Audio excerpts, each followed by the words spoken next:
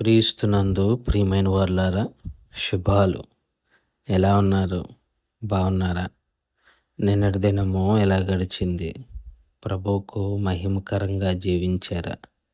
జీవించినట్లయితే ఆయనకు స్తుతులు. లేని ఎడల ఆయన మనలను క్షమించునుగాక. నేటి దిన ధ్యానాంశము ఫిలిప్పీలకు రాసిన పత్రిక 4వ అధ్యాయము 11వ వచనము. 4వ అధ్యాయము 11వ వచనం. నాకు కొదువ కలిగినందున నేనిలాగు చెప్పుటలేదు. నేనే స్థితిలో ఉన్ననో ఆ స్థితిలో సంతృప్తి కలిగి నేర్చుకొని ఉన్నాను. దేవుని వాక్యాన్ని మన వినికిడిలో దీవించి ఆశీర్వదించునుగాక. చదవబడిన లేఖన భాగంలో పౌలు 10వ వచనంలో ఫిలిప్పీ సంఘము తన అవసరతను తీర్చినందుకు సంతోషిస్తున్నాడు అని రాసి, ఆ మాటను వాళ్ళు తప్పుగా అర్థం చేసుకుంటారేమోనని 11వ వచనంలో, అయినా నేను మీకు రాస్తుంది, నాకు అవసరత ఉంది, కొరత ఉంది, నాకు ఇది కావాలని నేను మీతో రాయటం లేదు. నేను ఏ స్థితిలో ఉన్నా ఆ స్థితిలో నేను సంతృప్తిగా ఉండటం నేర్చుకున్నాను. మీరు పంపించినందుకు వందనాలు. అలాగని మీరు ఎప్పుడు పంపుతారా అని నేను ఎదురు చూడటం లేదు అని అర్థం వచ్చేలాగా పౌలు భక్తుడు ఈ మాటలను రాస్తున్నాడు. సో పౌలు ఇక్కడ 3.5 సంవత్సరాలు చెరసాల్లో ఉన్నాడు. ఒక అద్దె ఇంట్లో ఒక చైన్ ఒక చైన్ తన కాలికి, ఇంకొక చైన్ ఏమో సైన్యాధికారి చేతికి కట్టబడి, కొద్దిపాటి అన్నంతో, మితాహారంతో, మిత పానీయముతో, మిత వ్యక్తుల సంభాషణతో పౌలు భక్తుడు తనకున్న ఆ పరిస్థితిని అర్థం చేసుకొని అలవాటు పడిపోయి దాన్ని నేర్చుకున్నాడు. ఇంకా అంతకన్నా ఎక్కువ తనేమీ ఆశించటం లేదు. కానీ ఫిలిప్పీ సంఘము తనకు పంపించినందుకు సంతోషపడుతున్నాడు. కానీ వారు ఎప్పుడు పంపుతారా అని మాత్రం పౌలు ఎదురు చూడటం లేదు. పంపకపోవచ్చు, పంపొచ్చు. కాబట్టి ఏ స్థితిలో ఉంటే ఆ స్థితిలో సంతృప్తి కలిగి నేర్చుకొని ఉన్నాను అని పౌలు అంటున్నాడు. నిజంగా ప్రస్తుతపు ఈ లోకపు పోకడలో అవసరం ఏదో, కోరికేదో తెలియని ఇటువంటి లోకపు పోకడలో, ఎందుకంటే క్రైస్తవ్యం కూడా ఆ లోకపు పోకడలో ఉండిపోయి దాన్నే భక్తిగా భావిస్తూ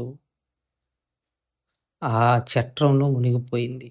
ఏంటంటే అవసరం ఏదో, కోరికేదో, వాటి మధ్య ఉన్న వ్యత్యాసం ఏంటో గ్రహించలేనటువంటి స్థితికి వెళ్ళిపోయింది క్రైస్తవ్యం.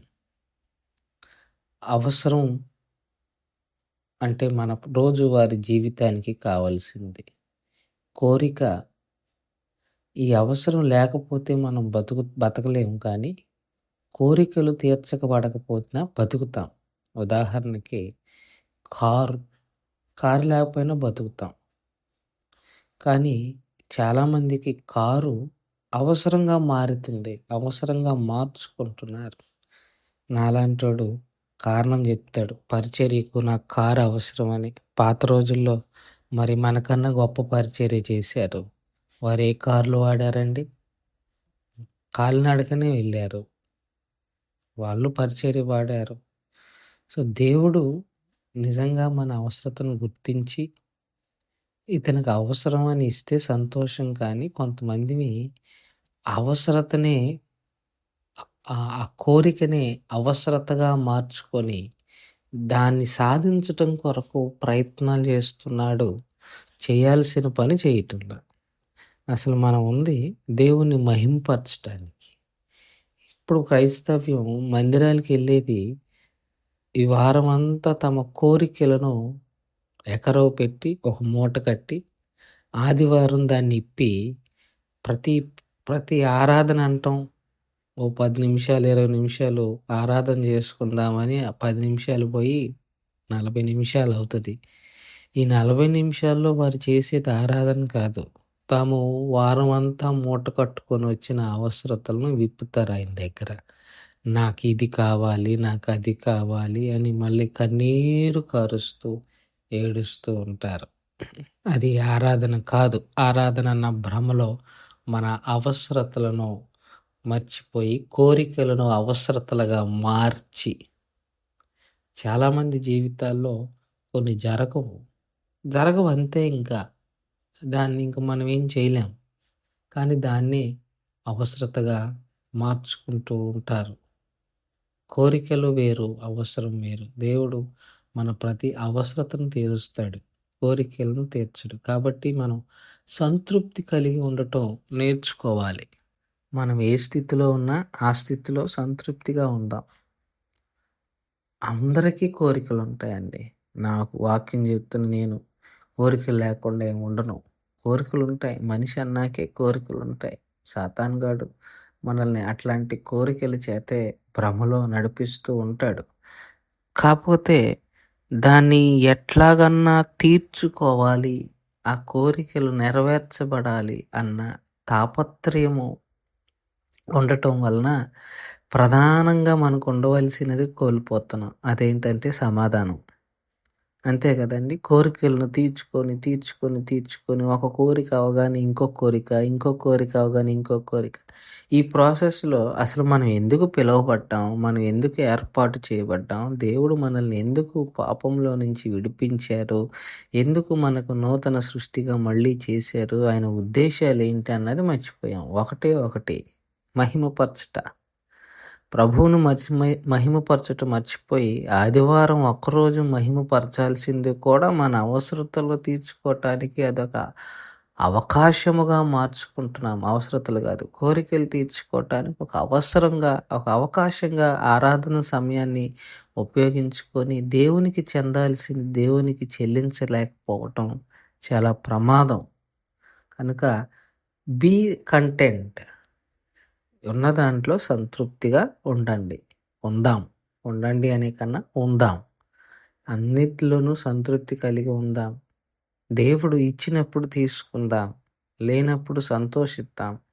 ఎందుకంటే కోరికలు, అవసరతలు కాదు.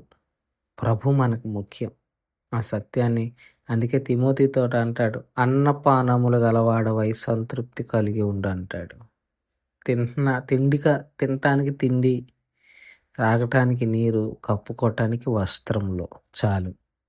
దేవుడు మనల్ని ఆశీర్వదించి ఇస్తే సంతోషం. కానీ దానికోసమే మనం తాపత్రయపడటం అన్నది క్షేమం కాదని మనవి చేసుకుంటూ ఈ మాటలను ఇంతటితో ముగించుకుంటున్నాను. దేవుడు దీవించునుగాక.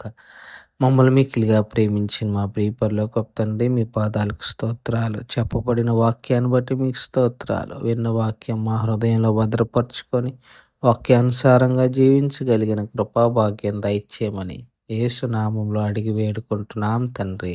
ఆమెన్. God bless you.